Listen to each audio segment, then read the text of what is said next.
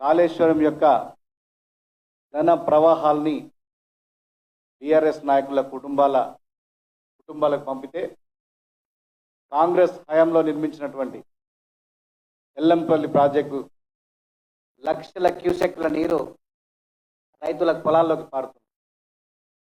మీరు చాలా గొప్పలు చెప్పుకునేటువంటి కాళేశ్వరం ప్రాజెక్టు, మేము 1,00,000 కోట్లతో చెప్పుకునేటువంటి గొప్పలు పట్టుకున్న ప్రాజెక్టు గడిచిన 3 సంవత్సరాలుగా తెలంగాణ రైతులకు కానీ తెలంగాణ ప్రజలకు కానీ ఒరిగిందేం లేదు.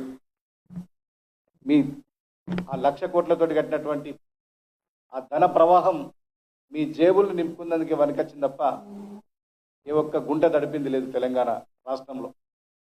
అదే కాంగ్రెస్ హయాంలో కట్టినటువంటి ఎల్లంపల్లి ప్రాజెక్టు కానీ, శ్రీరామ్ సాగర్ ప్రాజెక్టు కానీ, వరద కాలువ కానీ, ఇలా చెప్పుకుంటూ పోతే ఎన్నో ప్రాజెక్టులు, ఆ ప్రాజెక్టుల వల్ల వచ్చే నీటితోటి ఇలా తెలంగాణ రైతాంగం సుభిక్షంగా ఉండబోతుంది. ఇలా కాళేశ్వరం ప్రాజెక్టు లేకుంటే తెలంగాణ రాష్ట్రమే లేదని చెప్పి మాట్లాడిన మీరు 2023 తర్వాత ఈరోజు కూడా కాళేశ్వరం నుంచి చుక్క నీరు లేకుండా, చుక్క నీరు తీసుకోకుండా ఇలా గడిచిన 2.5 సంవత్సరాలు ఈ తెలంగాణ రాష్ట్రం భారతదేశంలో హైయెస్ట్ ప్యాడీ ప్రొక్యూర్మెంట్ నిలిచింది. కాళేశ్వరం ప్రాజెక్టు సంబంధం లేకుండానే మేడిగడ్డ కానీ, అన్నారం కానీ, సుందిల్ల కానీ, కన్నెపల్లి మోటార్లు ఆన్లు చేయకుండానే ఇలా లోకల్ క్యాచ్మెంట్ తోటి కడెం నుంచి వచ్చినటువంటి నీటి ప్రవాహంతో, లక్షల క్యూసెక్ల నీటి ప్రవాహంతో ఇలా తెలంగాణ రైతాంగానికి మేము నీళ్ళు ఇస్తున్నాం. ఇప్పటికైనా కేసీఆర్ గారి కుటుంబం మీరు చేసినటువంటి అవినీతిని ఒప్పుకొని ముక్కు నేలకు రాసుకొని తెలంగాణ ప్రజలకు చెప్పి, మేము మరోజు తప్పే చేసినాం, అలా మేము దోచుక తిన్నామని చెప్పి తెలంగాణ ప్రజలకు చెప్తే తెలంగాణ రైతాంగం కొంచెమైనా మీరు చేసినటువంటి మోసాన్ని, మీ అవినీతిని క్షమించే ఆస్కారం ఉంటుంది. ఇంకా కూడా సిగ్గు లేకుండా మా వల్లనే నీళ్ళు వస్తాయని కొంతమంది మాట్లాడుతున్నారు. వచ్చేది ఎల్లంపల్లి నీళ్లు. ఎల్లంపల్లి అనేది కాంగ్రెస్ ప్రభుత్వం హయాంలో కట్టినటువంటి ప్రాజెక్ట్. గడిచిన 3 సంవత్సరాల నుంచి ఈ ప్రాజెక్టుల వల్ల తెలంగాణ ప్రజానికానికి ఒక పైసా ఉపయోగం లేదు. మీరు కట్టినటువంటి ప్రాజెక్టులన్నీ పడవబడ్డాయి, ఎందుకు పనికిరాకుండా తయారైనాయి. మీరు కట్టినటువంటి మేడిగడ్డ కావచ్చు, అన్నారం కావచ్చు, సుందిల్ల కావచ్చు, కనీసం నీటిని నిల్వ ఉంచడానికి కూడా పనికిరాదని చెప్పి ఎన్డీఎస్ఏ చెంప చెల్లుమనిపించేలా చెప్పినా ఇంకా కూడా మీకు సిగ్గు లేకుండా ఇష్టం ఉన్నట్టుగా ఇలా మాట్లాడుతూ ఉన్నారు. ఎంతసేపు కాంగ్రెస్ ప్రభుత్వాన్ని ఏ విధంగా బదనాం చేయాలి, ఈ రాష్ట్రంలో కరువు వస్తే బాగుంటుందని కోరుకునే ఏకైక రాజకీయ పార్టీ టీఆర్ఎస్ పార్టీ. ఈ రాష్ట్రంలో కరువు రావాలి, ప్రజల అర్ధాకలితోటి ఎడవాలి, పంటలు పండద్దు అని ఒక నీచమైన బుద్ధితోటి ఇలా టీఆర్ఎస్ నాయకులు ప్రవర్తిస్తున్నారు, వాళ్ళ మాటలు కానీ చేతలు కానీ. ఇంకొక అడుగు ముందుకు వేసి హరీష్ రావు గారు అయితే ఏకంగా క్షుద్ర పూజలకు కూడా దిగజారింది. హరీష్ రావు గారు మంత్రిగా, ఎమ్మెల్యేగా తెలంగాణ రాష్ట్రంలో అనేక సార్లు గెలిచినటువంటి హరీష్ రావు గారు రేవంత్ రెడ్డి గారి సర్కారును చూస్తే ఆయన ఓర్చుకోలేకపోతుంది. కళ్ళు మండుతున్నాయి.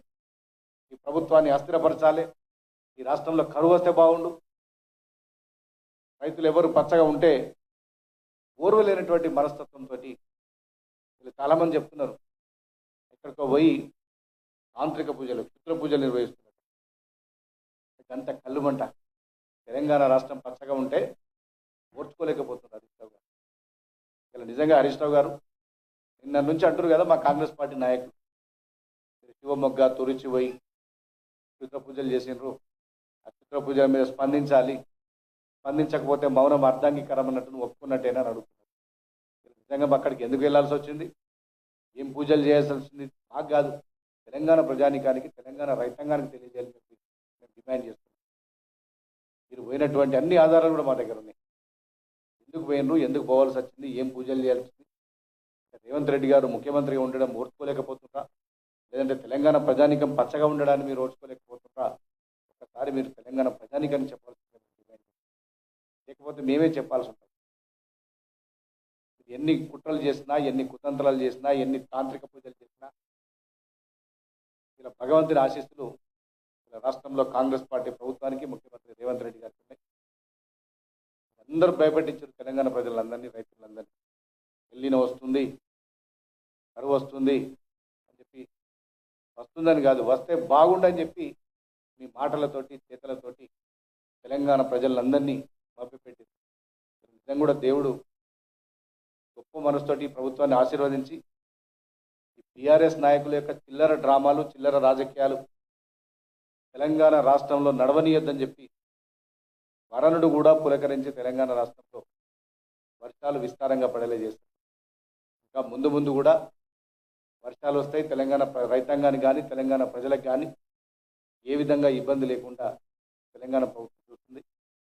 మా ముఖ్యమంత్రి రేవంత్ రెడ్డి గారు, ఇరిగేషన్ మంత్రి ఉత్తమ్ కుమార్ రెడ్డి గారు ముందు చూపుతోనే ఎల్లంపల్లి నుంచి వరద కాలువ ద్వారా ఇటు మిడ్ మానేర్కు, మిడ్ మానేర్ నుంచి లోయర్ మానేర్ డ్యామ్ సాగునీటికి ఇబ్బంది లేకుండా సకాలంలో చర్యలు తీసుకొని తెలంగాణ రైతాంగానికి ఎలాంటి ఇబ్బంది లేకుండా మేము ఉన్నామని చెప్పి, ఎందుకంటే కాంగ్రెస్ అంటేనే రైతుల సంక్షేమం గురించి, రైతుల మేళ్ల గురించి ఆలోచించేటువంటి సర్కార్. ఇలాగా ఏ ప్రాజెక్ట్ కట్టినా దానిలో ఎన్ని డబ్బులు వస్తాయి, ఎన్ని కమిషన్లు వస్తాయని ఆలోచించేది కాదు. మేము ఏదైనా ప్రాజెక్ట్ కట్టినా ఏం చేసినా కూడా రైతుల సంక్షేమం తప్ప మరొకటి ఆలోచించం. దాన్ని మరొకసారి రుజువైంది. మీరు కట్టక ఒక కాళేశ్వరం కడితే అది కూలేశ్వరం అయిపోయింది. ఇలా కాంగ్రెస్ పార్టీ హయాంలో ఎన్నో ప్రాజెక్టులు కట్టిండ్రు, కానీ ఎక్కడ కూడా ఎవరికి ఏ ప్రాజెక్ట్ ఇబ్బంది కాలేదు. అంటే కమిట్మెంట్ అట్లా ఉంటుంది. ఒక మంచి మనసుతోటి రైతుల సంక్షేమం కోసం ఆలోచించి చేస్తే అది మంచి నిలబడుతుంది.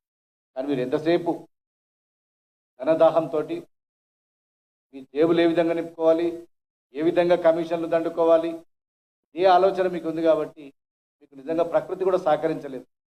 మేము మొన్న కొండగట్టులో గిరి ప్రదక్షిణ చేసినాం. వర్షాలు బాగా పండాలి, పంటలు బాగా పండాలి, వర్షాలు బాగా పడాలి, పంటలు బాగా పండాలి, రాష్ట్రం సుభిక్షంగా ఉండాలంటే దాని మీద కూడా బీఆర్ఎస్ వాళ్ళు కామెంట్ చేస్తారు. గిరి ప్రదక్షిణ చేస్తే కూడా వర్షాలు వస్తాయని. గిరి ప్రదక్షిణ రోజే బ్రహ్మాండంగా వర్షాలు కురిసినాయి. ప్రాజెక్టులన్నీ కూడా ఉత్తర తెలంగాణలో జల కళలతోటి నిండిపోతున్నాయి. ఇంకా కొంతమంది అయితే సిగ్గు లేకుండా ఆ ప్రాజెక్టులకు ఈ మానీలే అని చెప్తారు. వచ్చింది ఎల్లంపల్లి నీళ్ళు రా అంటే కూడా వాళ్ళకి సిగ్గు లేకుండా మీకు కాళేశ్వరం అంటారు. బీఆర్ఎస్ నాయకులు ఒక అబద్ధాన్ని 10 సార్లు చెప్తే నిజమని నమ్ముతారని ఒక భ్రమల్లో ఉన్నారు. మీరు ఏం చేసినా కూడా తెలంగాణ ప్రజలు లాస్ట్కు మీరు నిజం చెప్పినా కూడా తెలంగాణ ప్రజలు నమ్మే పరిస్థితి లేదు. ఎందుకంటే అబద్ధాలకు బ్రాండ్ అంబాసిడర్గా బీఆర్ఎస్ పార్టీ నాయకులు తయారైంది. బీఆర్ఎస్లో ఏది మాట్లాడినా ఇది అబద్ధమే, అసలు వీళ్ళ నోటితో నిజాలు రావు అనే పరిస్థితికి తెలంగాణ ప్రజలు భవిష్యత్తులో మీరు నిజంగా నిజాలు చెప్పినా కూడా నమ్మే పరిస్థితిలో తెలంగాణ రాష్ట్రంలో ప్రజలు లేరు. ఇప్పటికైనా మీరు చేసినటువంటి కాళేశ్వరంలో మీరు చేసినటువంటి అవినీతిని ఒప్పుకొని ముక్కు నేలకు రాసి క్షమాపణ చెప్పుకుని అప్పుడైనా కొంత తెలంగాణ ప్రజలకు చెప్తారు. Thank you.